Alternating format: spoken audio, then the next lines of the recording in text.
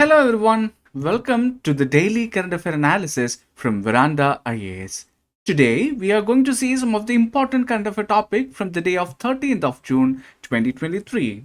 So as we usually discuss, the first some minutes we'll be discussing about some of the important previous year questions from 2023 prelims, and after which we'll be going for an editorial analysis of today's The Hindu newspaper, and we have taken will a hike in MSP help farmers, which can be mapped to economic development GS3 minimum support price. And after that, we'll be discussing about what is the Palkhi festival, which can be mapped to GS1 history and culture. After that, we'll be going to discuss about the topic what is Chikungunaya, which can be mapped to GS3 science and tech. All these kind of topics have been taken from different sources like the Hindu, PIB, Indian Express, and various other newspapers also. Moving on to the first session, that is previous year question discussion from 2023 prelims. Moving on to the first question.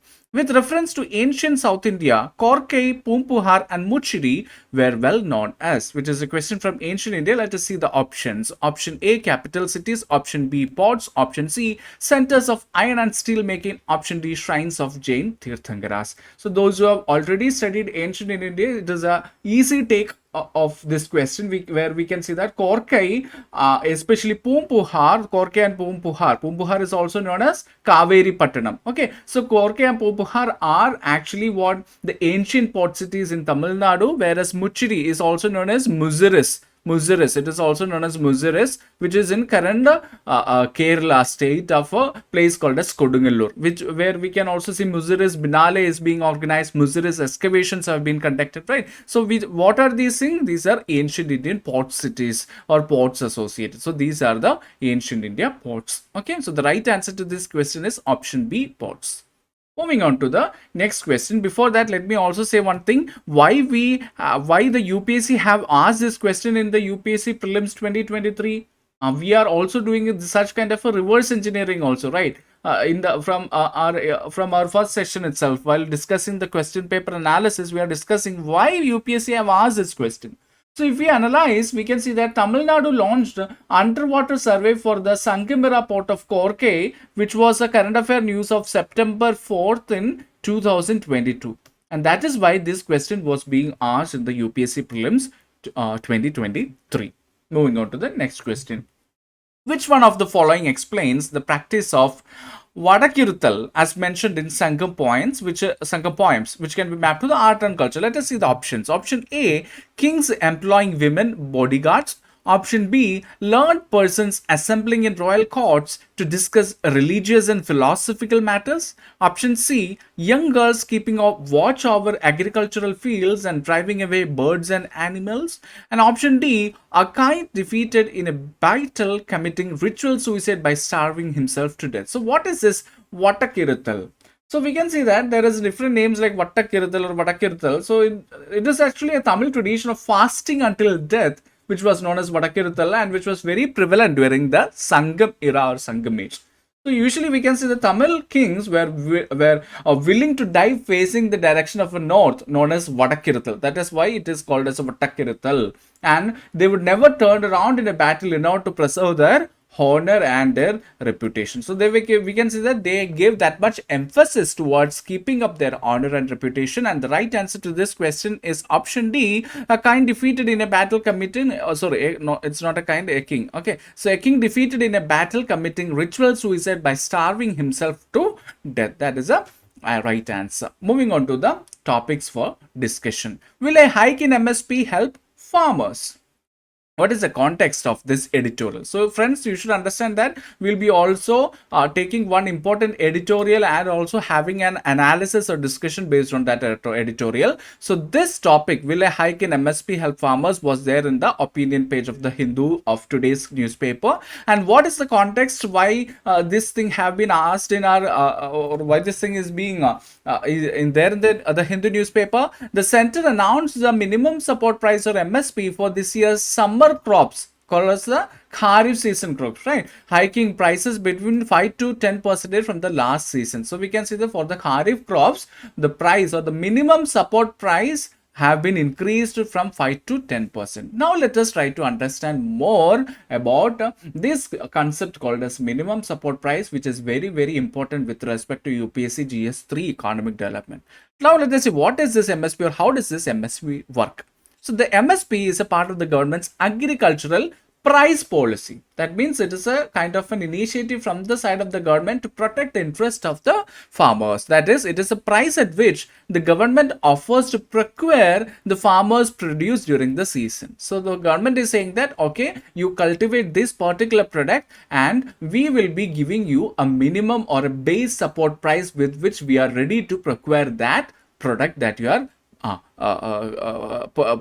producing. So it works as a tool to stabilize the production and also to control the consumer prices. So the overall pricing of that particular harvest product will be also under the control if there is a kind of a minimum support price being offered by the government. Yet farmers across the countries have been facing serious problems over the last years, even though the selling their produce at this MSP. Let us see what are the challenges. The main challenge is a delay in establishing the procurement centers. So if the government need to procurement this thing from the farmers, the government cannot go to each of the household and procure it. So there should be some kind of a procurement center. So such kind of a procurement centers are not easily established across all the different states. Then what? Exploitation at the hands of commission agents. These are called as what? Intermediaries. So we can always say that these intermediaries are the people who are always making all the money or the kind of a profit associated. We are regularly seeing about the plight of the farmers, especially onion cultivations and all, right?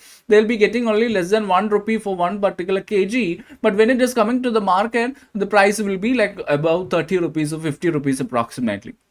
So we can see that these kind of a commission agents who most of the time buy the produce from the farmers at a very cheap price, much below than the MSP. So this is actually one of the important points why this kind of a price rise is being happening at the consumer. Then what is another challenge? A lack of awareness among the MSP among a large section of farmers. What farmers don't have the confidence that yes, such kind of a thing. And most importantly, many farmers even don't know that such a kind of a scheme or a procurement scheme is being implemented by the government itself. That awareness itself is not there among the different farmers. So against this background, farmers have been demanding a legal status to the MSP. So we can say that it is not a legally bound scheme or anything like that.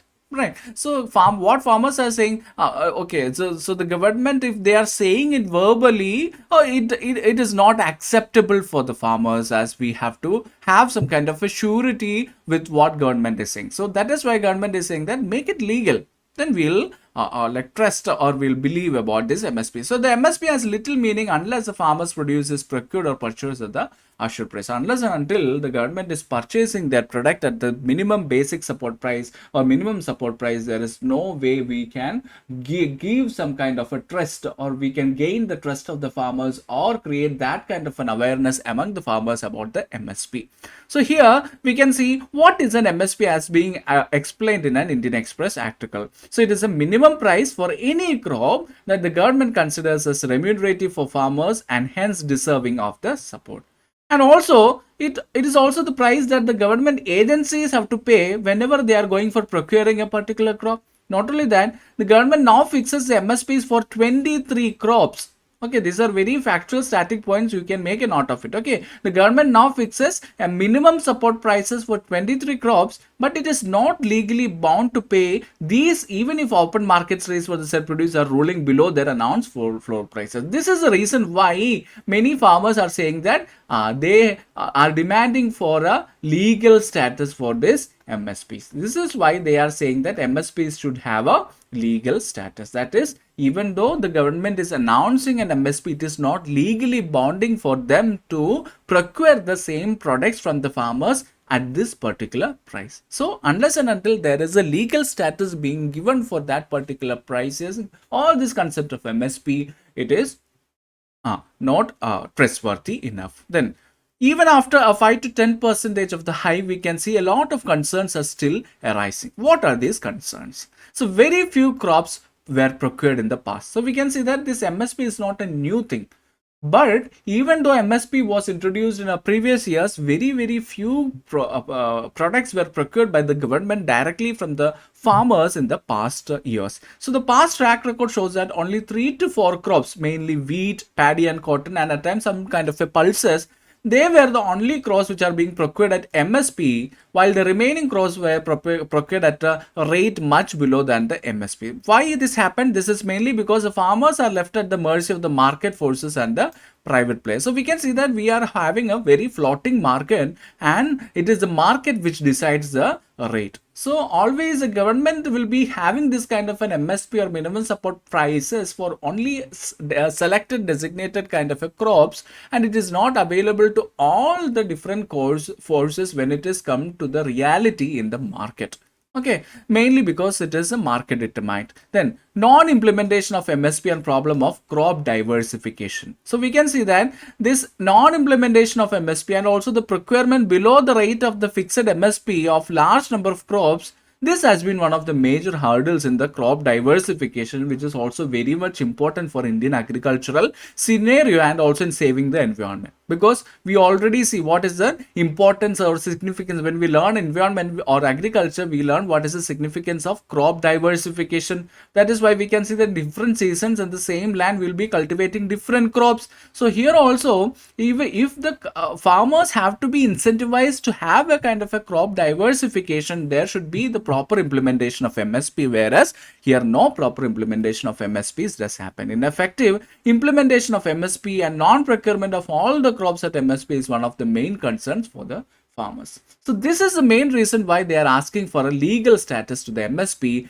as it is the floor or the reference price. And also it does not mean that the government should procure all those crops, but they are certainly saying that at least the private players, the government will not be having the necessary infrastructures or the facilities to directly procure it all the crops from the farmers. Definitely we will need public private partnership for the procurement process, but at least the private players should procure these crops from the farmers at the minimum support price. But we can see that most of the private players are corporates, and they will be having a kind of a corporate methodology that is sourcing the raw materials for very cheap prices, and thus the farmers will be getting nothing. So while facilitating the crop diversification, it would raise farmers' income, because in different season, different crops they will be getting, and if each of these crops that they are producing are being procured at minimum support price, means it will be really helpful for them. Now let us see what is the way forward for these concerns. So the MSP attempt to strike a kind of a balance between the interest of growers as well as that of consumers. The government's price support policy, it attempts to provide a fair return to farmers while keeping in view the interest of consumers in a way that prices of food as well as other agricultural commodities are kept at a reasonable level. That is, anything what the government is doing, it should not affect farmers. At the same time, it should not affect the interest of the consumers. So we can see that farming over the recent years, or the majority of the farmers, especially the small and marginal farmers, they are not finding this process of farming very remunerative. There is no incentive for them to do or continue the same agriculture in the coming future. But it is, as you know, like since we are the most populous country in the world, we are having that kind of a strategic critical situations to feed the population. But we can see that if there is no proper incentive, there will not be the required or the basic amount of food and the or the raw materials that we need for consumption. So a rise in their income will be a long-term answer to the farmers' financial distress, and also to ensure the rise in the income, the government should focus on setting up an effective system to provide assured purchase and returns to farmers for all major crops at the MSP, as it is done in the case of wheat and rice, or extend the subsidies on the input products. Now let us see about the next topic. What is the Palkhi festival? So what is the context? So during the G20, delegates from several countries who are in the city for the G20 Digital Economy Working Group Conference got a glimpse of this 800-year-old Warkari community's Palkhi festival. So this is the context of the news. Let us see what is this Palkhi festival. So you should understand that it is a 1000-year-old tradition which was started by some saints of the Maharashtra, which was continued even by the followers called Varkaris, that is the people who follow the Vari of fundamental ritual. We'll be seeing who are these Varkaris. So it is an annual pilgrimage or a kind of a yatra that they are doing to a place called Pandharpur, where the seat of the Hindu god Vithoba or the Vittal is being there in Maharashtra and is being done in honor of the deity. Now let us discuss about the journey. So they walk with palkis or these palanquins or the chariots carrying paduka. It's paduka. Paduka means what? The sandals of whom? Of various saints. So it is being considered as a word as a kind of a respect giving, right? As a mark of giving respect, we will be as a guru padukam or as a saints. Everyone is being considering as a godly figure. So that kind of a padukas or the sandals of these saints, notably that of Jnaneshwar and that of Tukaram. The sandals of Jnaneshwar and Tukaram is one of the most important ones. So Jnaneshwar's Palkhi leaves from Alandi, while Tukaram's begins at Dehu, both in Pune district of Maharashtra, where the G20 Digital Economy Working Group also happened. So the Palki starts in the month of Jyesht in June, and the whole process lasts a total of 22 days. So let us see more details. Every year on 11th day of the first half of the month of Ashad, the Palki reaches Pandharpur. Upon reaching Pandharpur on Ashadhi Ekadashi, these devotees take a holy dip in the sacred river of Chandrabhaga river or Bhima river before proceeding to visit the Vitthal temple. Now, what is the history behind it? So every saint, right from the saint Jnaneshwar or the saint Tukaram, was following the Vari tradition, that is worshipping the Vitthal. So in the year 1685, Narayan Baba, the younger son of Tukaram, he was a man with innovative spirit or innovation, and he decided to bring about a change in the Dindi Vari tradition by introducing this palanquin or the Palki Yatra, which is a sign of social respect to that particular science. So what he did, he put the silver padukas or the footsteps of Tukaram in the Palki or the chariot, and he proceeded with his Dindi to Alandi, where he put the padukas of Jnaneshwar in the same Palki. And this tradition of these twin Palkis of Tukaram and Jnaneshwar, it continued, but in 1830, there were some disputes in the family of Tukaram, and it concerned with rights and privileges. After this, some thoughtful person decided to break up the tradition of twin Palkis, and what they did, they organized it after two separate Palkis, Tukaram Palki from Dehu, that is Pune, and Jnaneshwar Palki from Alandi. So from that time till date, both the Palkis will meet in Pune for a brief halt, and after then they will again disperse or diverge at Hadapsar. Then again they will meet at the Vakri, a village nearby to Pandharpur. Okay, so this is what is happening in that festival, and this is the history also. Now, who are these Varkaris? They are Hindu religious sect that worship Vithoba or Vitthal, an incarnation of Krishna. Okay, just understand these points because it is very, very important, this kind of festival, art and culture and prelims point of view. Moving on to the next topic, what is Chikungunya? Why we are taking this topic? So according to a recently published research paper, a human clinical trial of vaccine candidate to prevent chikungunya has returned a 99% immune response. So now let us see about the disease of chikungunya. So it is a viral disease. Do not forget, it is a viral disease. Chikungunya is a viral disease that is transmitted to humans through the bites of mosquitoes, which is infected with the chikungunya virus. And the word comes from the African Makonde language and means bend over in pain. That is the meaning of chikungunya.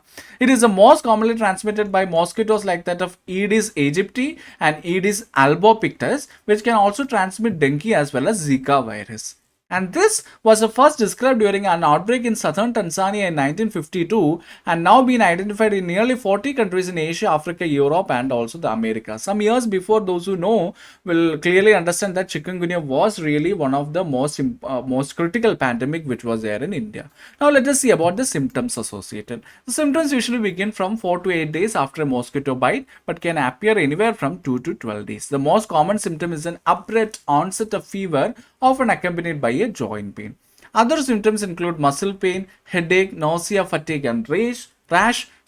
Serious complications are uncommon, but atypical severe cases can cause long-term symptoms and even death at sometimes, especially in the older people. What is the treatment? So there is currently no approved vaccine or specific treatment for chikungunya virus infections, and the goal of treatment for the infection is to relieve the symptoms with some kind of injection of fluids, drugs and also giving proper rest. So here we have developed a kind of a vaccine with 99% immune response. That is why we have taken this news in the in today's current affair. Moving on to the question of the day. Which of the following statements accurately describe the Palki festival?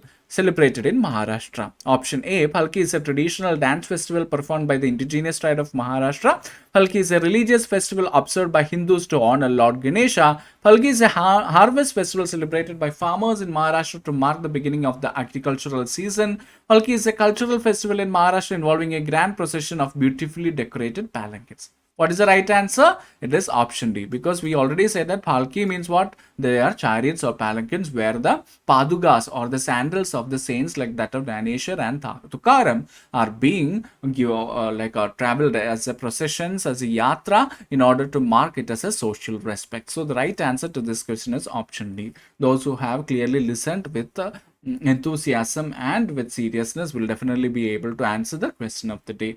So with that, we have come to the conclusion of today's current affairs topic. So unless and until we meet next time, this is Prince J signing off. Thank you.